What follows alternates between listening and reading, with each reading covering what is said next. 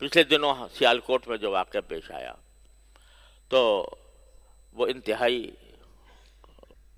بڑا افسوسناک ہے، اور ایک غیر مسلم کو اس طرح لوگ چڑھائی کر کے اور بدترین طریقے سے، جو بالکل حرام ہے، وہ اگر بالفرض کوئی کسی کو قتل بھی کرنا شریعت میں آیا ہے تو رسول کریم صلی اللہ علیہ وسلم کا ارشاد یہ ہے کہ احسن القتلہ، اگر قتل بھی کرنا ہو تو اچھی طرح کرو۔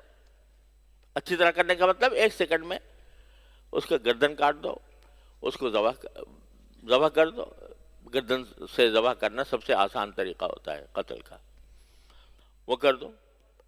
لیکن اس کو بری طریقے سے قتل کرنا، یہ ایک جس کے ذمے قتل فرض ہو گیا اس کے لیے بھی جائز نہیں۔ اور کسی کے لیے یہ بھی حکم ہے کہ یہ شخص، یہ سارے اگر فرض کرو کوئی قتل کا مستحق ہے بھی تو ہر آدمی کا کام نہیں ہے کہ اس کو قتل کر دے، وہ عدالت کے ذریعے ہونا چاہیے، وہ ریاست کی ذمہ داری ہے، عوام کا کام نہیں ہے کہ وہ قتل کرتے پھریں۔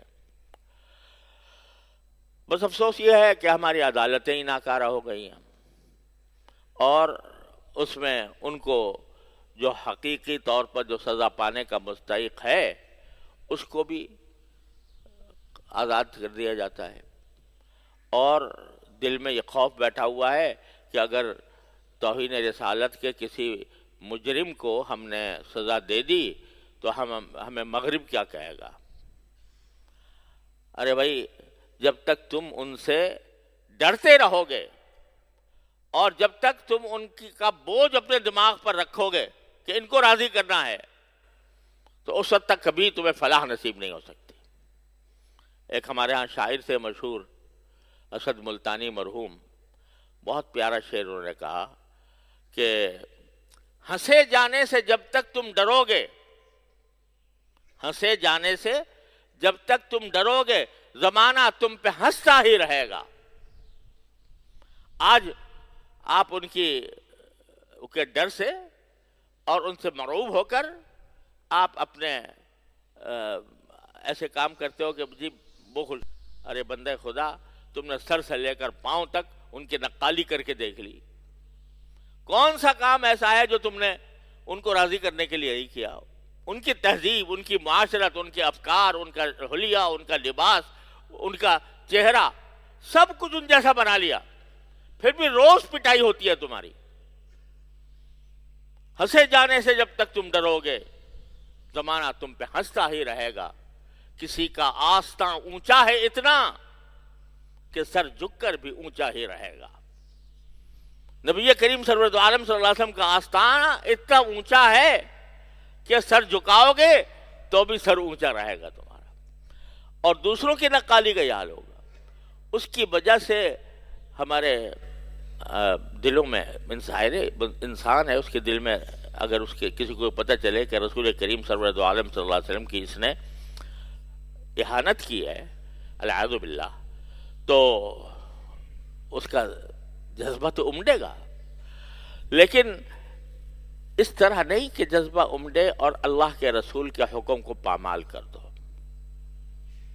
وہ کام بھی پھر اس طرح کرو جس طرح رسول اللہ صلی اللہ علیہ وسلم نے کیا یا کروایا۔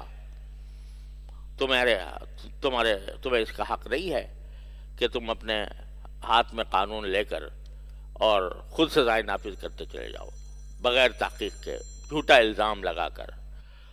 تو یہ افسوسناک بات ہوئی ہے، لیکن اس کے پردے میں آج جو اپنے آپ کو دانشور کہلاتے ہیں ان کا رویہ یہ ہو گیا کہ اس کے پردے میں کہنے لگے توہین رسالت کا قانون ہی غلط ہے، اعوذ باللہ۔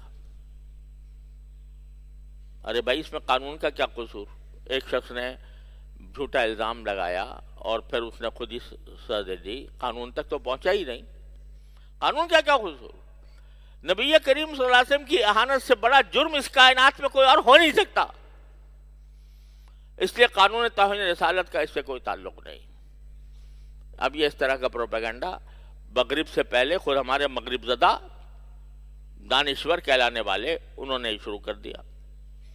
تو خوب سمجھ لیجئے کہ توہین رسالت کا قانون اپنی جگہ ہے، درست ہے، برحق ہے، لیکن اس کا جو غلط طریقہ اختیار کیا گیا وہ ہے قابل مذمت۔ اللہ تعالی ہمیں اس سے بچائے۔ بس اتنی بات فی الحال عرض کرنی تھی۔ اللہ تبارک و تعالی ہمیں دین کی صحیح سمجھ عطا فرمائے، اس پر عمل کی توفیق عطا فرمائے اور اس پر استقامت عطا فرمائے۔ کسی کے کہنے سننے کی پرواہ نہیں، لیکن جو اللہ اور اس کے رسول کا حکم ہے وہ ہے، اس کو باقی رکھنا۔ خلاصہ یہ کہ اپنی ذات سے کسی کو تکلیف نہ پہنچے۔ بس یہاں پر میں ختم کرتا ہوں۔ ایک معذرت بھی کرنی ہے۔ پچھلے دنوں میرے پاس ایک خط آیا کہ بعض اوقات دارالعلوم میں نماز کا وقت 2 بجے لکھا ہوا ہے، تو بعض مرتبہ اس سے آگے تجاوز ہو گیا، بعض اوقات 2:15 تک پہنچ گئی، تو میں اس کے لیے معذرت خواہ ہوں، اس سے پہلے جو کچھ ایسا ہوا، لیکن انشاءاللہ آئندہ ایسا کوشش کی جائے گی کہ ایسا نہ ہو، خاص طور سے اس لیے کہ بہت سے فیکٹریوں کے حضرات یہاں پر تشریف لاتے ہیں نماز جمعہ کے لیے، تو ان کا ایک محدود وقت ہوتا ہے، اس کی وجہ سے اگر جن لوگوں کو تکلیف پہنچی ہے میں اس کے لیے معذرت خواہ ہوں۔